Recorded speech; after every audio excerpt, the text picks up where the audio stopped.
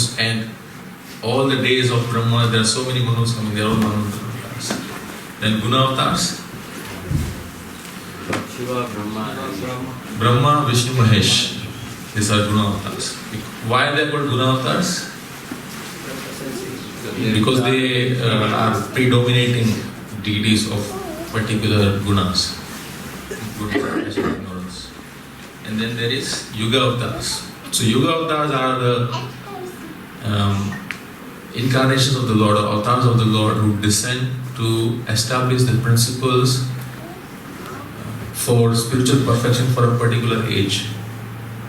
So, any example of Yuga avatar? Huh?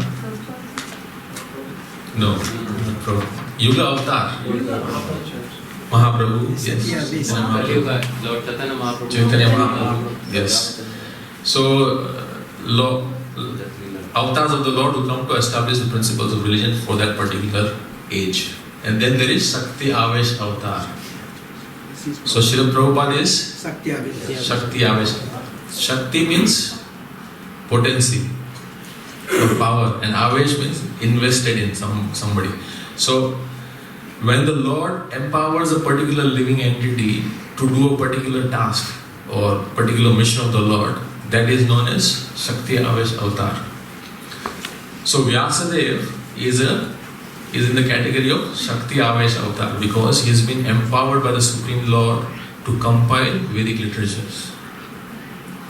Generally, Vedic literatures are in sound form, but Vyasadeva compiles them. That means he puts it down on paper or whatever the medium was at that time. He writes it down, and the reason we will see why. So Vyasa means, what does Vyasa mean?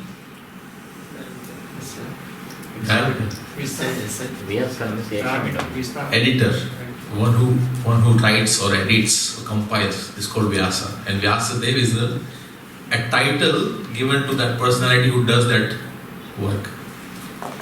So we say our Vyasadeva, present Vyasadeva, we call him Vyasadeva, but actually that's not his name, that's his designation, that's his position. What is the name of our Vyasadeva? Anybody knows? Krishna Dvaipayana. Krishna Dvaipayana Vyas. So the actual name is Krishna Dvaipayana. So Parashara Muni, who is Parashara Muni? Father of Vyasadeva. So this Parashara Muni, he says this Parashara Muni is a Chiranjeevi. He can live for a very long life. He can even live across Divya Yugas. So one Divya Yuga is one cycle of Satya, Treta, Dwapar and Kali Yuga. This is one Divya Yuga. So certain personalities are very powerful, like Parashara Muni, who can live beyond one Divya Yugas. So they can even see into the future. They are like Trikala Yuga. So Parashara Muni is that personality who is actually the father of our present Krishna Dvaipayana as Vyasa's father. So at the beginning of every Kali Yuga, a personality who is very knowledgeable in the Vedas becomes empowered to compile the Vedas.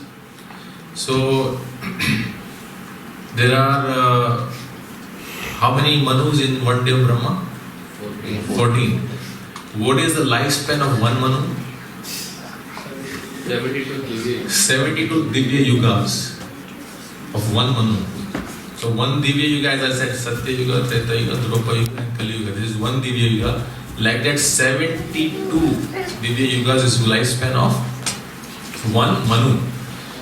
So at the end of every Dwapar Yuga or before the beginning of Kali Yuga, a personality who is very knowledgeable in the Vedas will be empowered to compile the Vedas. That means put it down in writing. So formally this Parashara Muni was that Vyasadeva. He was the one who actually compiled the Vedas. You see? And that personality is now going to become the father of the next Vyasadeva, which is our present Vyasadeva. So and the reason why they compile the Vedas is because they are very knowledgeable. They are Trikalagya, as I said, and they are able to see the problems of Kali Yuga, the disqualifications of the people of Kali Yuga, and that's what inspires them to put everything in writing. Because otherwise, there is no hope for the people of Kali Yuga. We are disqualified in so many ways.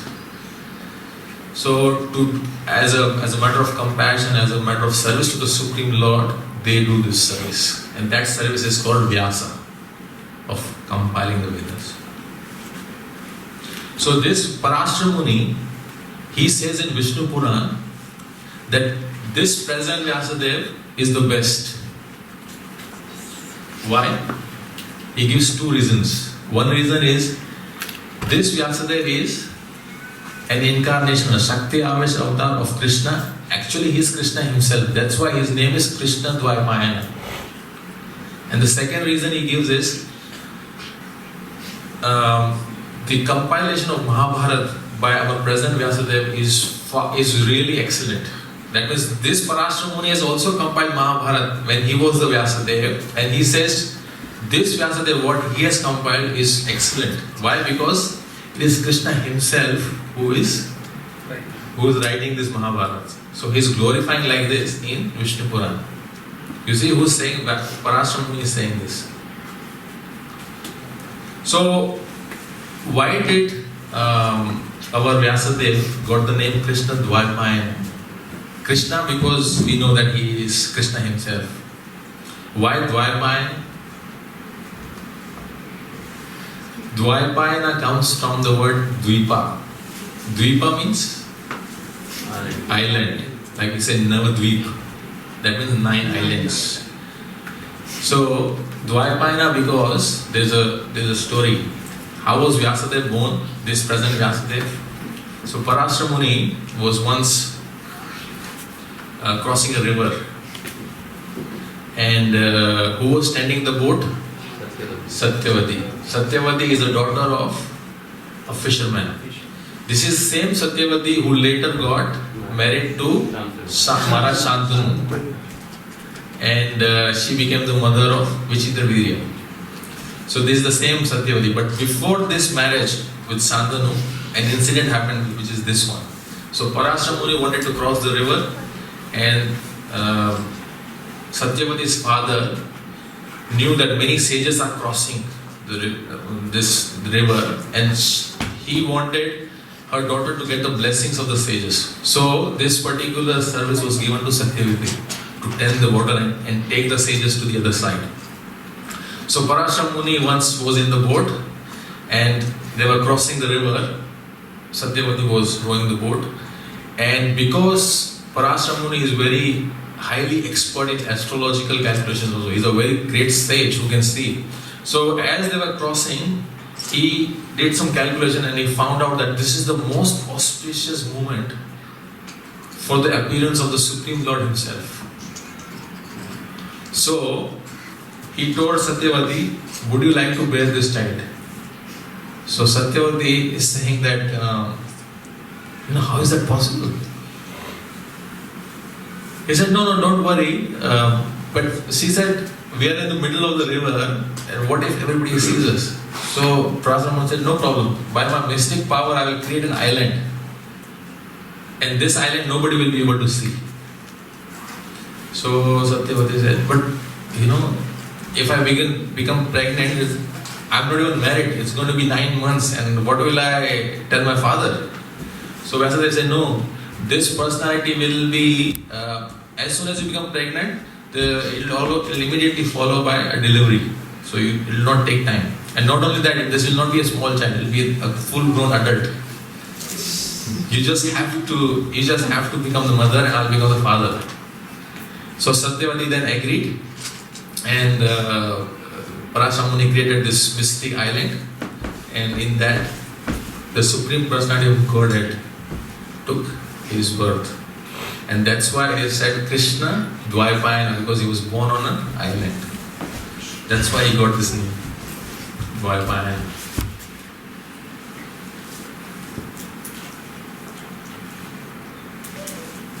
So Vyasadeva, he is Krishna himself, an empowered personality, but his service is not to be God, in the sense like not to act as a God. His service is to compile the Vedas. So all these avatars, when they come, they perform their specific duty and they have a specific mood. In this case, the mood is to compile the Vedas. Mood is of compassion, not of showing the power of the Lord and all that. It's just mainly to compile the Vedas. So that was his service. Now, this description of how Vyasadeva compiles the entire Vedas is given in the first canto, 5th chapter, where Vyasadeva takes one Veda, the entire Veda which is in the sound form, he compiles it into 4.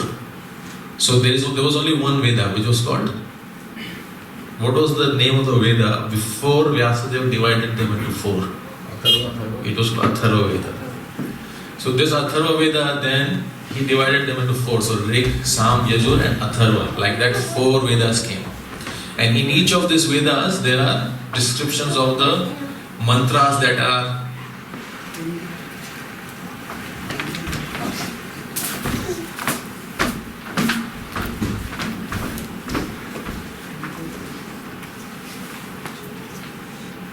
So in each of these Vedas, there is a description of the mantras that has to be chanted. There is a description of how those mantras have to be chanted. And there is a description of the philosophical understanding of those mantras in each of these 4 Vedas. That's how it follows. There are Aranyakas and Upanishads and all that. No, sorry, not Upanishads. Aranyakas and Brahmanas. Like that. There are different categories under the Vedas. So Vyasadeva divided this one Veda into 4 and he then compiled so these 4 Vedas are called Shruti, that which is to be heard. And then he compiled the 5th Veda which is Smritis. So Smritis, sometimes people have the opinion that these Smritis are not as important as the Shrutis, the 4 Vedas. But that is actually incorrect. Because these Smritis, which consist of Ramayana, Mahabharata, all the Puranas, is also coming from the same body of knowledge. There were remaining verses which Vyasadeva made it into Smriti. So Smriti is also as important and as Vedic as the Shrutis. And so it is important for us to understand both Smritis and Shrutis. In fact, in some places Acharyas have said that it is more important to understand the Smriti than to understand Shruti, because Smriti becomes the basis of understanding the Shruti, these 4 Vedas. So this Smritis includes Mahabharata and all the Puranas. After compiling this, what did Vyasadeva do? He entrusted each of these Vedas to his disciples. So he said, you take care of Rig Veda, you take care of Sam Veda, you take care of Yajur Veda, you take care of Atharva Veda. And then he gave Smritis to whom? To his disciple whose name was Romaharshan. This Romaharshan is the father of Sutta Goswami, who spoke the Bhagavatam 2nd time in the forest of Naimisharanya. So why is the name Romaharshan? This Romaharshan, the name is because when he would chant the Puranas, when he would give the descriptions of Puranas, his hairs would stand on end. He was such an ecstatic devotee. So the name was given Romaharshan. So Smritis was given to Romaharshan and all the other Vedas were given to different disciples. The reason for entrusting this to different disciples was to make sure that Kali Yuga is coming and the message should stay intact. It should not get... Of course, Vasudev knows that as Kali Yuga progresses, there will be deviations and the message will change. But to make sure, he gives this to each of his disciples. Now, Vyasadeva is at a stage where he has compiled everything. He has even written the Vedanta Sutra, which is the summary of the entire Vedas. Just 4 chapters, entire summary of the Vedas. Now, as a project manager, he sits back and contemplates and thinks over what he has done. If any of you have managed a project, once the project is done or it's almost completing, you will, sit back and contemplate and reflect on how you did. Was that a success or was it a failure or something like that? So Vyasadeva sitting and he is thinking about all these things. He's written the entire Vedas, even the Vedanta Sutra, and now he's reflecting on this. And he feels that something's not right. He feels a pinch in the heart. He's feeling dissatisfied. Has any one of you have felt that? When you have done something really great, but at the end you feel something is missing. I think I've missed something.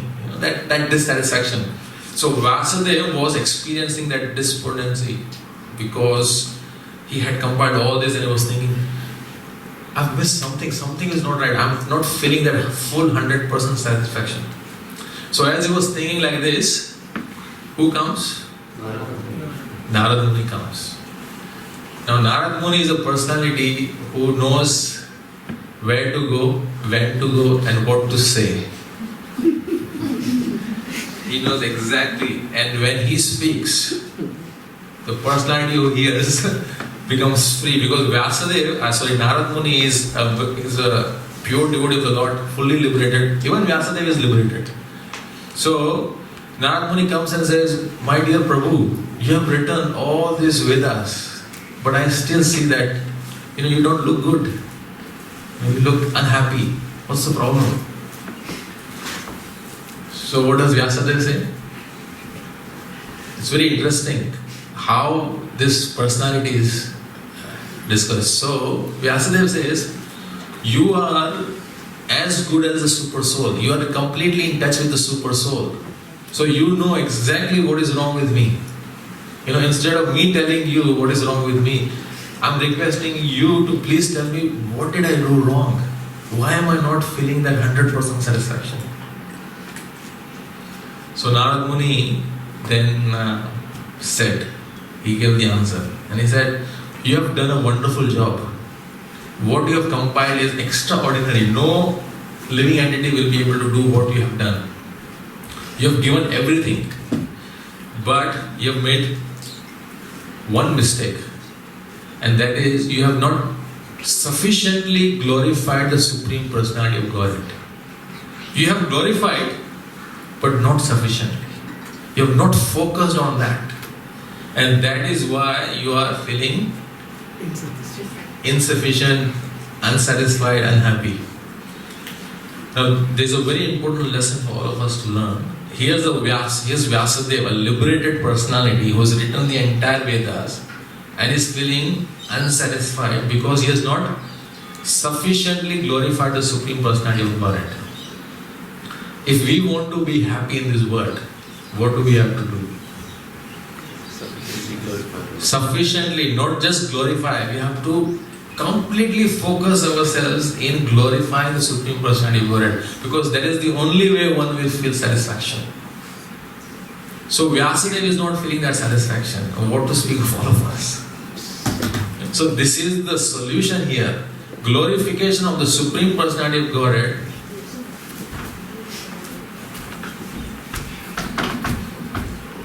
And not just, glorification for the sake of glorification.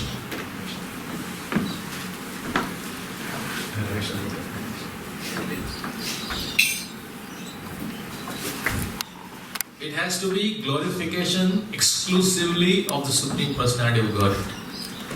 Only then one will feel complete satisfaction. Another important point Narad Muni makes is that in the Vedas you have given everything, but what you have done is you have given ways by which people can enjoy.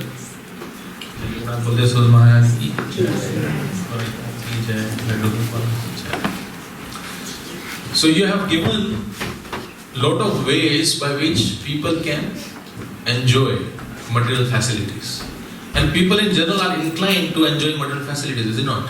In the material world. Which you have sufficiently given so that these people will be able to enjoy material facilities in a religious way. However, is that the mission of human form of life? Is that the goal?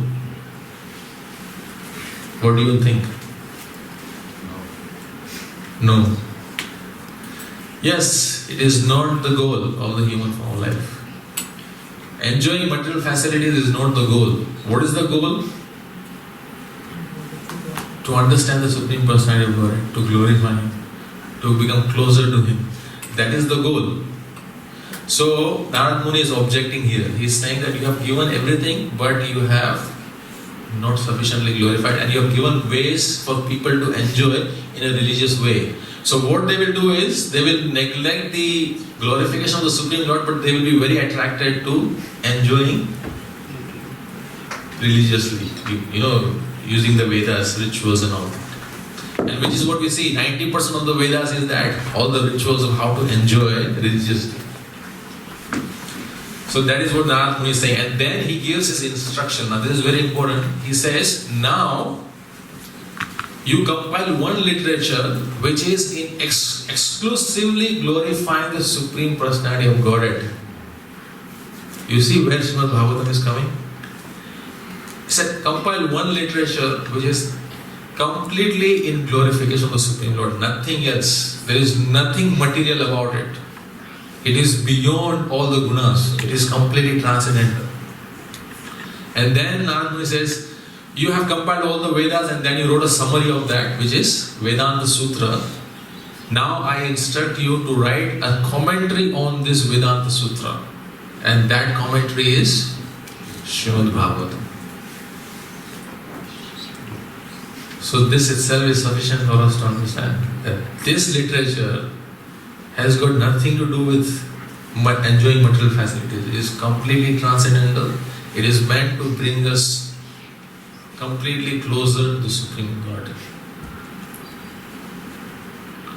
So then, after giving this instruction, Narad Muni just doesn't say, compile the literature and Hari Bol, I'm going. He also showed how you can compile this. He gave him a way. So what does he say? He said, meditate on the Supreme Personality of Godhead. In this meditation, you will be able to see everything of the Supreme Lord and what you have to compile and what you have to write. All the realizations that you need will come through this meditation.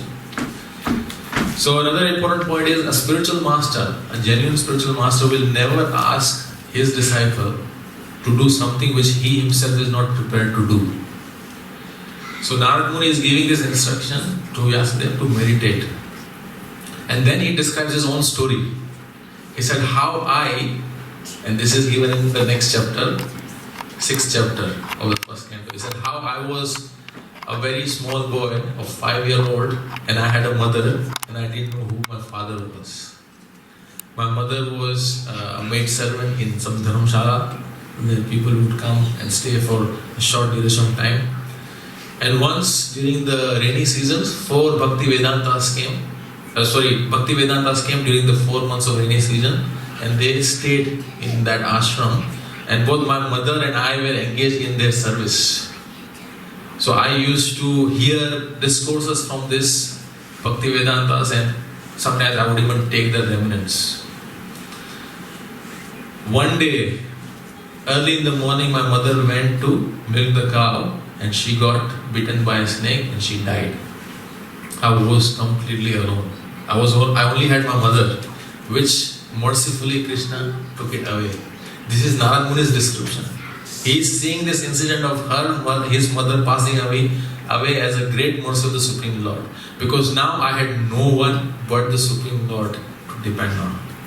So whatever instructions I had got from Bhakti Vedantas, I lived rest of my life following those instructions and roaming here and there and just chanting the glories of the Supreme Lord. And one day, I sat down under a tree to meditate on the Supreme Lord. And in that meditation, I was actually able to see the Supreme Personality of Godhead within my heart. The form, the 400 form of Paramatma. And as I was able to see this form, I was in ecstasy, tears streaming from my eyes. And it was such a vision that nothing else cared. I just wanted to see that vision, that form of the Lord. But all of a sudden, the form disappeared. So I opened my eyes and I started looking, where is that form? I want to see, and I couldn't see. I tried really hard to again go back into the meditation, but again I was not able to see that form that I was able to see. And then I heard a voice. That voice said, I have shown you special mercy because I am not to be seen unless one is perfected in their spiritual life. But you, because of your great sincerity, I have given you some special mercy. Now live your life in this way, just as you have lived your life, and surely you will see the fullness of my mercy. So this voice is instructing Narad Muni when he was a small child, that you're very sincere. Whatever you have done and whatever you have been doing, continue to live your life like this, and you'll become completely purified. You'll be spiritually perfected, and then you'll be able to see me in fullness. So this was just a special mercy of the Supreme Lord. And then we know how Narad Muni continued. And then and he died one day, and at the end of Brahma's period, he entered into the body of Mahavishnu. And when the next Brahma was born, Narad Muni takes birth from the mind of that Brahma. And this personality is Narad Muni, who is able to unrestrictedly travel within material world and spiritual world, always singing the glories of the Supreme Lord. Powerful personality. Whoever comes in contact with Narad Muni becomes a pure devotee. So in one sense, this entire Srimad Bhagavatam is a glorification of Narad Muni. Vyasadeva is glorifying his spiritual master. Because there are so many incidents you will see, there are so many stories where Narad Muni is mentioned and how he comes in contact with and converts people like Margari and Prahlad Maharaj, so many Guru Maharaj, so many personalities become his disciples. So that is the background of how and what inspired Vyasadeva to compile this exceptional literature. Is everybody clear with this? Yes? So now we will read these 3 verses that describes what Vyasadeva sees in his realization. Remember, Narad Muni had instructed him to sit down and meditate. What he sees in his meditation forms the basis of Srimad Bhagavatam. But what he sees, we will see in these 3 verses.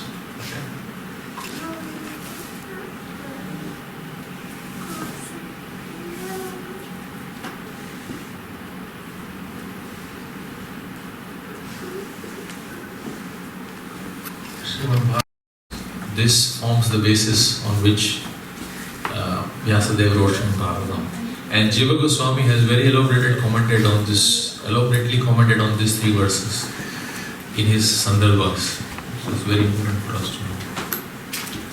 So text number 174. You can all repeat after me. We'll chant these verses.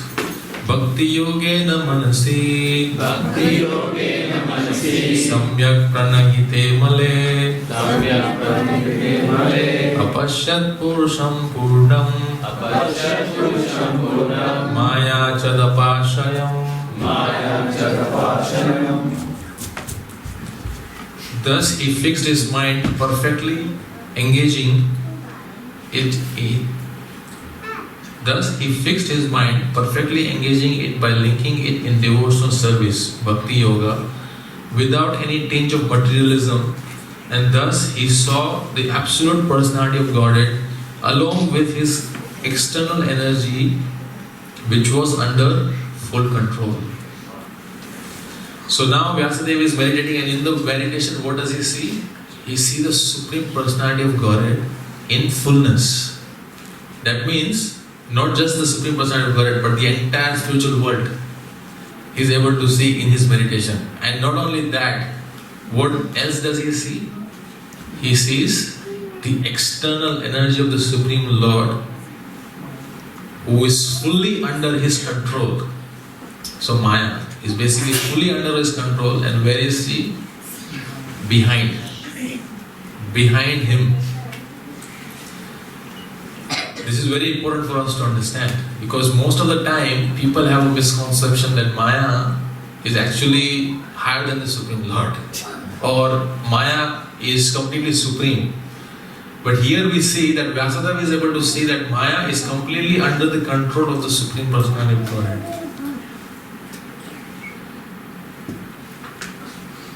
And Vyasadeva was able to see him and he was able to see Maya. But we are able to see only Maya.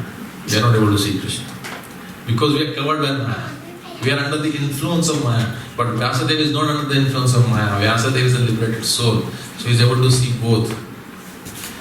Then the next verse.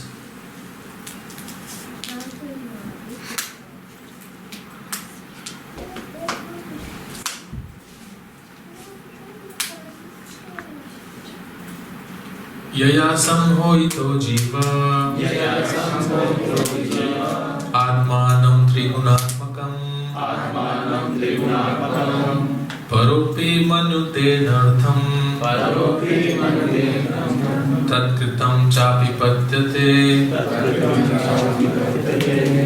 Due to this external energy, the living entity, although transcendental to the three modes of material nature, thinks of himself as the material product and thus undergoes the reactions of material miseries.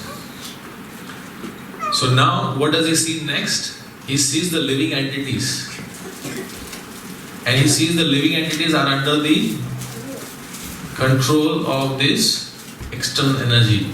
He says, although they are pure and has got nothing to do with material energy, but they are under the control of material energy because of their own desires. So that's the second vision that he sees. So he saw the Supreme Lord, he saw Maya, and now he sees the living entities who are trapped within the control of Maya.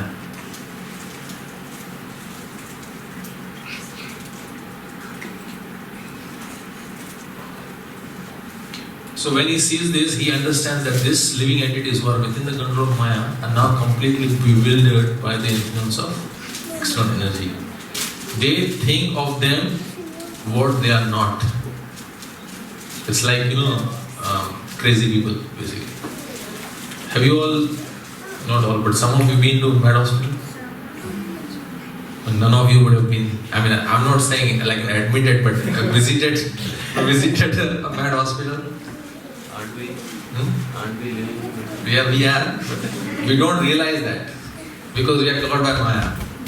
So what the point I'm trying to make is, if you go to Mad Hospital,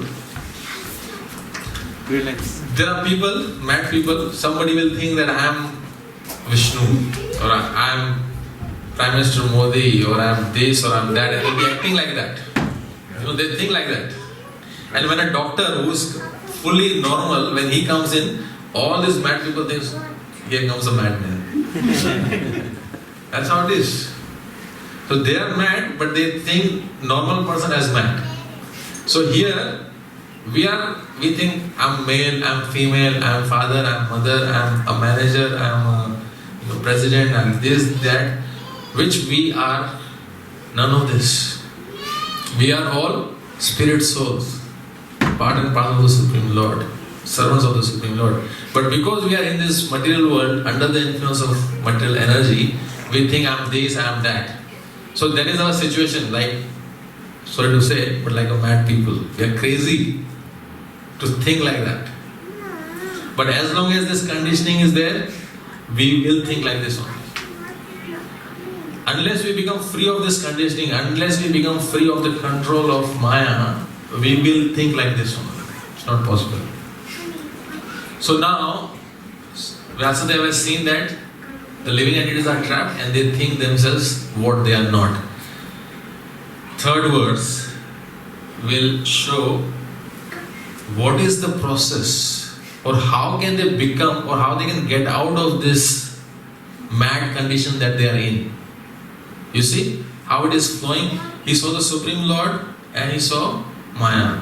Then he sees the living entities who are trapped within the control of Maya. And now he sees the process or the mitigation process by which these living entities can free themselves from the clutches of Maya. And that is this third verse.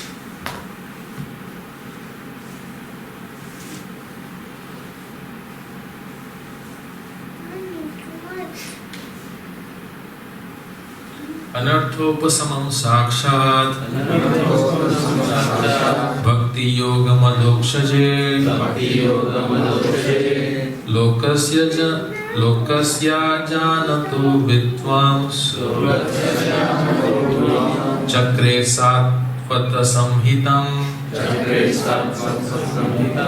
The material miseries of the living entity, which are superfluous to him, can be directly mitigated by the linking process of devotional service. But the mass of people do not know this. And therefore, the learned Vyasadeva compiled this Vedic literature, which is in relation to the Supreme Truth. So here, Vyasadeva is now able to see the mitigation process, how these living entities can free themselves from this clutches of Maya. What is the process? Devotional service. Devotional service. See how it all links together, how Prabhupada has made it so simple. Even without us knowing all this, he has engaged us in devotional service. Because he knows this is the process by which you will get out of this material world. So even those living entities who do not clearly understand this, if they simply engage themselves in devotional service and not letting themselves get bogged down by the modes of nature, they will become liberated. That's the process. That's the solution. Because what is the solution? Devotional service to the Supreme Lord. And devotional service begins with Hare Krishna, Krishna Krishna, Hare Hare, Hare Ram, Ram Ram, Hare Hare. Hearing and chanting is the beginning of devotional service. So this is Bhagavatam, hearing and chanting. We should never, this should be the top priority of our life, of our everydays.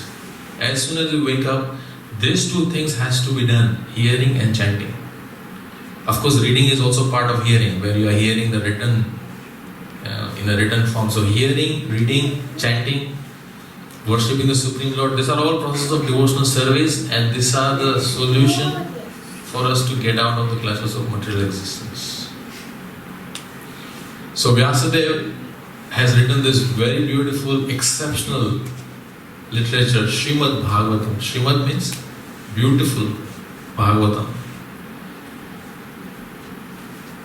And what's in it is the realizations he got when he was meditating. And this is just the beginning of his meditation.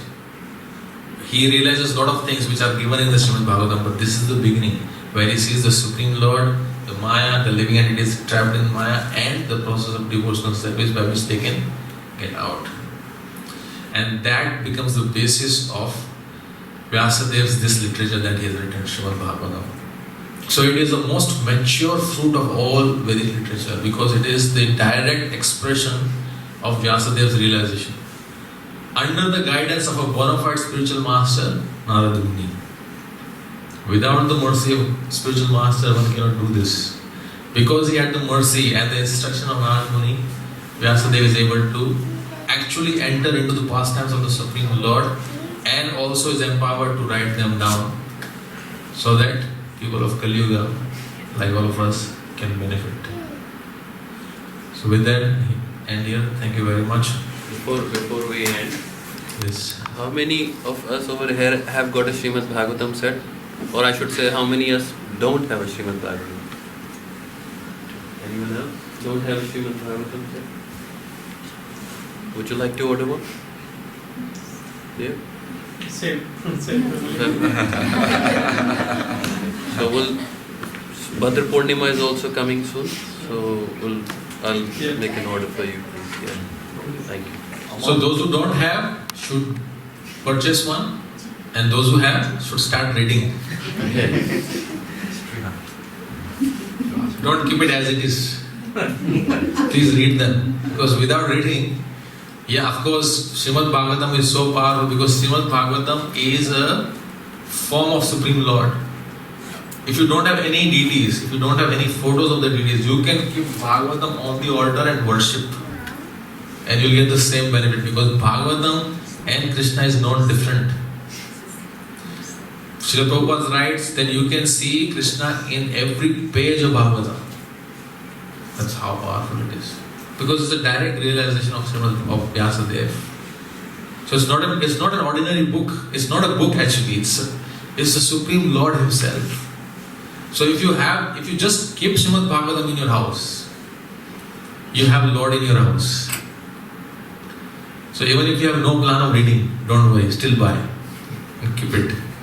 I kept mine for 10 years without reading. I wasn't a devotee that time. I was just a friend of a devotee. I just bought the book because I like the pictures of Krishna and then so beautiful. I said, who is this blue person? I just attracted me. I just say, okay, I'll take the whole set. I kept it for 10 years. Then somehow, like Agyata Sukiti, accidental, people invited me to the restaurant. I love prasad. I like food. It's good line. So I went to have prasad, and then I went to the temple. Only when I started to chant, only I read. It took me 10 years to start reading Srimad Bhagavatam. And that set has gone to a few houses. To Ishwaku Prabhu, and then later went to Punya Prabhu. Still have that set. So it is actually Krishna, I would say. Yes, it is, yeah. Srimad Bhagavad Gita, Srimad Bhagavatam. I have heard some stories, in fact, I have experienced in my own life. When I came to Krishna consciousness, my mother came to know that I am reading Bhagavad Gita and all this. So she said, we have Bhagavad Gita in our house. I said, which one we have? So she actually opened and she said, it is written Bhagavad Gita as it is. This was given to my father when he was working. Like he was quite young and he was working. At that time some devotee had given him this Bhagavad Gita as it is of Srila Prabhupada, which he kept in the house for so many years. After 40 or 50 years that Bhagavad Gita came out. And I was so happy that this is the same Bhagavad Gita that I am now reading, which somebody had gifted to my father, which we never read. It was just collecting dust in the cupboard, and it came out. So we don't know how the Supreme Lord will give His mercy and to whom, and it's very transcendental. We cannot really connect this to that. It's not possible. It's transcendental. It's causeless mercy of the Supreme Lord. So if you just keep it today, or when your children grow up and when they start reading this, they say, oh, we had this treasure, but we never read it. We neglected it so much for so many years. So don't keep for 10, 40 years. That reading straight away. And also don't keep it for 10 years.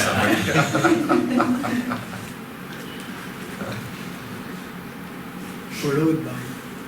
It's followed by you. No, we should read and read it to the kids as well. They'll learn. Among all Purnimas, Bhadra Purnima is...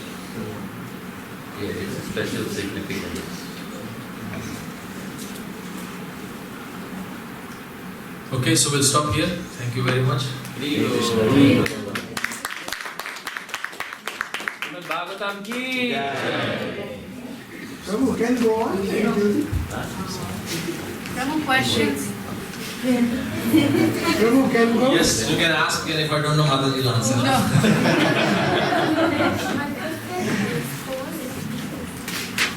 Any questions from anyone? From Prabhu?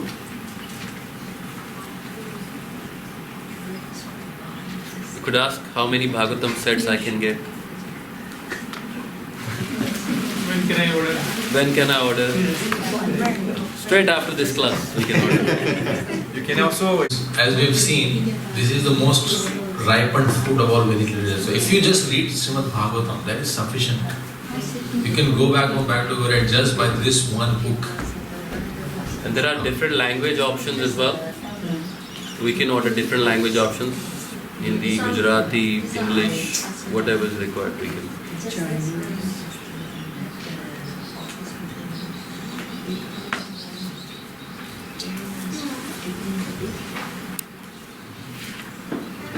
Okay, I guess nobody has any questions, then we'll stop here.